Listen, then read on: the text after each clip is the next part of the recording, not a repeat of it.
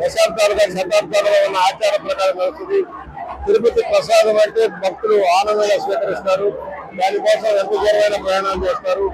అలాంటి ధార్మిక కోరుకున్న లడ్డూలు కూడా కల్తీ చేసిన చరిత్ర మనం మర్చిపోరాదు.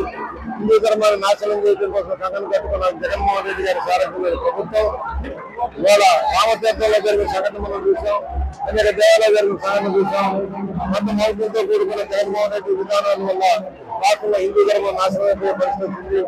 ఇవాళ అందరం కలిసికట్టుగా ఎన్డీఏ కూటమి హిందూ ధర్మాన్ని కాపాడటం కోసం మత సామరస్యం నిలుగుచ్చేలా చేయడం కోసం కార్యక్రమంలో ఉన్నారు.